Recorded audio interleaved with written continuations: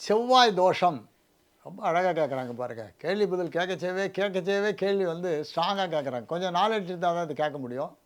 செவ்வாய் தோஷம் இந்த 12 ராசிக்கும் 12 லக்னத்துக்கு செவ்வாய் 2, 4, 7, 8, 12ஆம் இடத்தில் அமர்ந்தால் செவ்வாய் தோஷஸ்தானம்.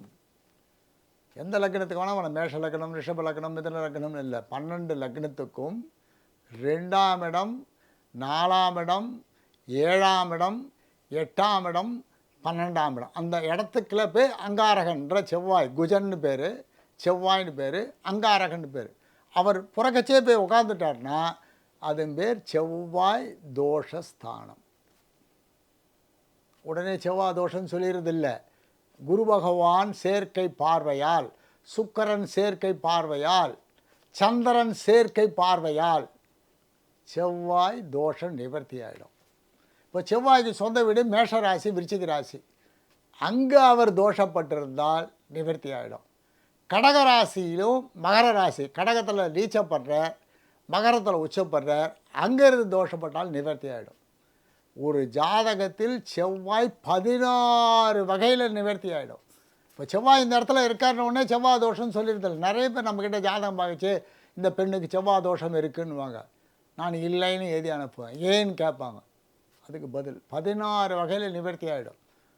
நிவர்த்தியே ஆகாத செவ்வாய்னா அது பொண்ணாக இருந்தால் பையன், பையனாக இருந்தால் பொண்ணுன்னா அந்த பையன் ஜாதகத்தில் இதை மாதிரி செவ்வாய் தோஷஸ்தானத்தில் இருக்கான்னு பார்த்து சேர்க்கணும். இப்போ செவ்வாய்ன்ற கிரகம் வந்து உடம்பில் ஓடுற பிளட்டு, ரத்த சம்பந்தப்பட்டதுக்கெல்லாம் செவ்வாய், நிலபுலன்கள் சம்மந்தப்பட்டது மாதிரி ரத்த சம்மந்தப்பட்டு இந்த லக்னத்துக்கு செவ்வாய் யாருன்னு கண்டுபிடிச்சி அதை எப்படி நிவர்த்தி கொடுக்கணுன்ற வழி இருக்குது. இந்த ராசிக்கு பவர் கொடுக்கக்கூடிய இடத்துல இந்த செவ்வாய் இருக்குமானால் நிவர்த்தி ஆகிடும். ஆனால் இந்த செவ்வாய் தோஷம் நிவர்த்தி ஆகாமல் அந்த பெண்ணோ ஆணோ இருக்குமானால் அந்த அதை மாதிரி பெண்ணையோ பையனையோ தான் சேர்க்கணும். நீங்கள் உடனே சில ஜோசியர் சொல்கிறா செவ்வாய் தோஷமே பயம் இல்லை அப்படின்றா. 2 அடித்து சண்டை போடுதுன்னு வச்சுக்கோங்க, குடிபுடி சண்டைன்னா அப்புறம் ஆராய்ச்சி பண்ணால் ஜாதகத்துக்கான பலன் தெரியும். அதுக்கு இன்னும் சில தெய்வ வழிபாட்டு மூலமாகவும் பலன் இருக்குது. கோயிலுக்கு போய் செய்கிறது பரிகாரம் இருக்குது. பட் ஜாதக இணைப்பு என்ன பண்ணாலும் ஜாதக இணைப்பு கரெக்டாக இருக்கணும். அதுக்கு தான் பொருத்தம்னு பேர்.